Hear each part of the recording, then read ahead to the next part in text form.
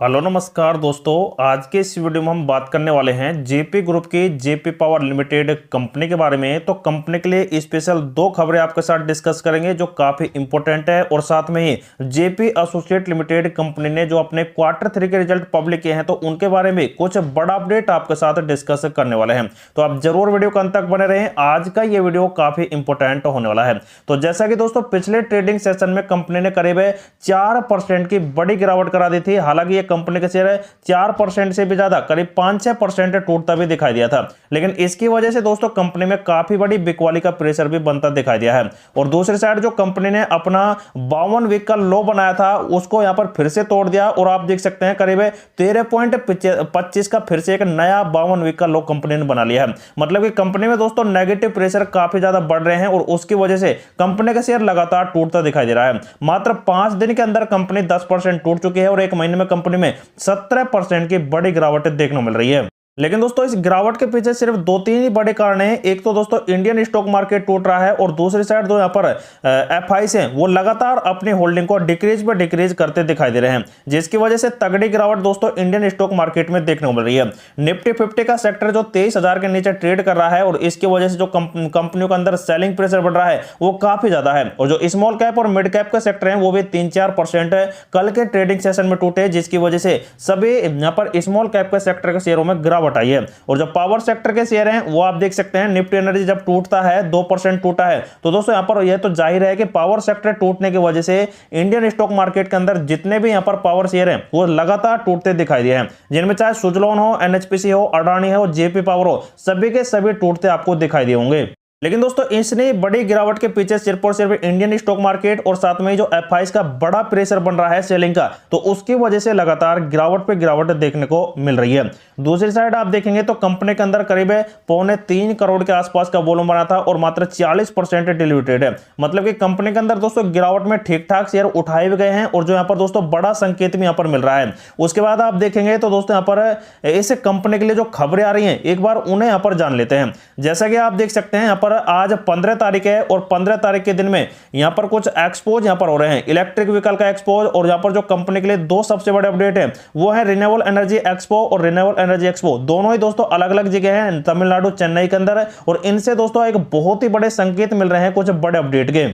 जैसा कि आप देख सकते हैं दोस्तों चेन्नई ट्रेड सेंटर में 3 दिवसीय अक्षय ऊर्जा एक्सपो 2025 का उद्घाटन हो भी चुका है। तो दोस्तों ये आने वाले आज 15, 16 और 17 तारीख को यहाँ पर एक्सपो होगा, और इसके अंदर बड़ी बड़ी कंपनियां निवेश करने आएंगी, और बड़े बड़े टेंडर्स दोस्तों यहाँ से पारित भी किए जाएंगे। नवीनीकरण ऊर्जा क्षेत्र में नवीनतम प्रगति को प्रदर्शित करने के लिए शुक्रवार को चेन्नई सेंटर में 3 दिवसीय नवीनीकरण एक्सपो 2025 का उद्घाटन भी हो चुका है, जिसे मुख्यमंत्री खुद ने यहाँ पर किया है।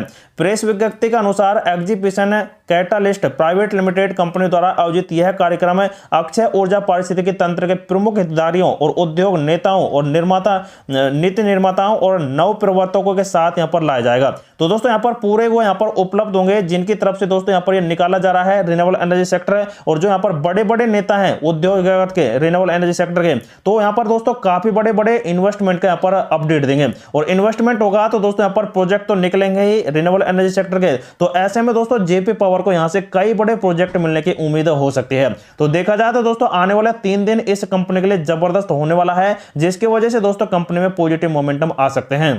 और दूसरी साइड दोस्तों जेपी ग्रुप की दूसरी कंपनी है जेपी एसोसिएट। तो इसमें आप देख सकते हैं 5% की बड़ी गिरावट हुई है, क्योंकि कंपनी के रिजल्ट ही एकदम बैड निकल कर आए हैं। क्योंकि कंपनी दोस्तों आपको भी पता है इंसॉल्वेंसी एंड बैंकक्रप्सी से गुजर रही है, और नीलामी प्रक्रिया के दौरान दोस्तों इस कंपनी का ये बड़ा यहां पर खराब रिजल्ट आपको आता दिखाई दिया। तो दोस्तों ये तो है पिछले साल 2023 का दिसंबर का रिजल्ट, और ये कंपनी ने जो कल के दिन में रिजल्ट निकाल कर दिया है वो ये वाला है। और साथ ही दोस्तों कंपनी के ये वाले आपको देखने को मिल रहे हैं क्वार्टरली बेसिस रिजल्ट, जो पिछले क्वार्टरली में निकाल कर दिए थे। तो यहां पर आप देख सकते हैं यहां पर 1656 करोड़ से कंपनी का ईयरली बेसिस पर जो सेल्स है वो लगभग 1491 करोड़ रह गया। तो देखा जाए तो दोस्तों करीब करीब 150 करोड़ के आसपास कंपनी के सेल्स डाउन हो गए, और लेकिन क्वार्टरली बेसिस पर आप देखेंगे तो कंपनी के 100 करोड़ के आसपास इनकी जो है सेल्स है। और कंपनी का खर्चा आप देखेंगे तो ये क्वार्टरली बेसिस पर तो दोस्तों डाउन हुआ है, लेकिन ईयरली बेसिस पर आप देखेंगे तो यहां पर आपको यहां पर घटता ही दिखाई दिया है कंपनी का एक्सपेंस है। तो देखा जाए दोस्तों कंपनी खर्चा भी कम कर रही है। उसके बाद आप देखेंगे तो कंपनी के जो ऑपरेटिंग प्रॉफिट है यहाँ पर वो आप देख सकते हैं 40 करोड़ का पिछली बार था, लेकिन अब की बार 7 करोड़ का है, तो करीब करीब 33 करोड़ का घाटा अब की बार कंपनी ने ऑपरेटिंग प्रॉफिट में दिया। लेकिन कंपनी ने पिछली बार क्वार्टरली बेसिस पर 23 करोड़ का घाटा दिया था, लेकिन अब की बार प्रॉफिट दिया है 7 करोड़ का। तो दोस्तों दोनों तरह से कंपनी के रिजल्ट यहाँ पर, एक तो है यहाँ पर कंपनी के खराब रिजल्ट, लेकिन इस प्रकार से देखें ईयर क्वार्टरली बेसिस पर तो बहुत ही अच्छे रिजल्ट निकल कर आए हैं। ओपीएम रेट दोस्तों 2% के आसपास का एवरेज चल रहा है, लेकिन कंपनी का अदर इनकम आप देखेंगे तो 123 करोड़ का पिछली बार घाटा दिया था, लेकिन अब की बार उससे भी ज्यादा 145 करोड़ का घाटा दिया है। लेकिन दोस्तों आप क्वार्टरली बेसिस पर देखेंगे तो 104 करोड़ का प्रॉफिट दिया था। तो दोस्तों क्वार्टरली बेसिस पर अच्छे रिजल्ट हैं। उसके बाद आप देखेंगे तो कंपनी इंटरेस्ट भी चुका रही है, मतलब कि ब्याज भी यहां पर चुकाती दिखाई दे रही है। यहां पर आप देख सकते हैं इंटरेस्ट कंपनी का, यहां पर ये वाला यहां पर आपको दिसंबर का मिल रहा है, जिसमें इंटरेस्ट कंपनी ने 271 करोड़ पिछली बार दिया था ईयरली बेसिस पर, और अब की बार आप देखेंगे तो 316 करोड़ का कंपनी का अब की बार इंटरेस्ट गया है। तो दोस्तों इंटरेस्ट कंपनी का बहुत ही ज्यादा गया, इसकी वजह से भी कंपनी का यहाँ पर दोस्तों घाटा मिला। लेकिन कंपनी का डिस्प्रेस रेट, मतलब कि दोस्तों कंपनी के कुछ खर्चे वैसे भी हो जाते हैं, जैसे कि अब कंपनी सीमेंट का काम करती है। तो दोस्तों यहाँ पर कुछ है, जैसे कि आप 100 बैग्स ले लीजिए, कंपनी के यहाँ पर जो 100 बैग्स हैं सीमेंट के, तो वो यहाँ पर कंपनी के खराब हो गए प्रोडक्ट्स, तो उस वजह से दोस्तों ये तो यहाँ पर घाटा ही गया कंपनी का 100 बैग्स का। तो उसी प्रकार दोस्तों आप देख सकते हैं 309 करोड़ का कंपनी का घाटा भी गया, जो पिछले साल से बहुत ही ज्यादा देखने को मिला है। तो ये भी दोस्तों कंपनी के लिए काफी बड़ा नेगेटिव अपडेट रहा। तो दोस्तों यहां पर देखें कंपनी के बिफोर टैक्स के बाद कंपनी का 762 करोड़ का देख सकते हैं घाटा हुआ, और 1% कंपनी ने टैक्स भी दिया है, तो उस वजह से कंपनी 748 करोड़ का देख सकते हैं घाटा प्रॉफिट यहां पर दिया है। तो देखा जाए तो दोस्तों कंपनी के रिजल्ट है क्वार्टरली बेसिस पर और ईयरली बेसिस पर दोनों तरह से बहुत ही खराब आए हैं, और उसी वजह से कंपनी के रिजल्ट की वजह से 5% का रोबो टैक्स लग गया। लेकिन दोस्तों कंपनी का आप वैसे देखें यहां पर सिर्फ और सिर्फ ऑपरेटिंग प्रॉफिट मार्जिन, तो वो दोस्तों क्वार्टरली बेसिस पर ठीक ठाक आए हैं, लेकिन दोस्तों कंपनी पर टैक्स वगैरह इंटरेस्ट वगैरह ज्यादा लगा है, तो उस वजह से कंपनी के रिजल्ट खराब आ चुके हैं।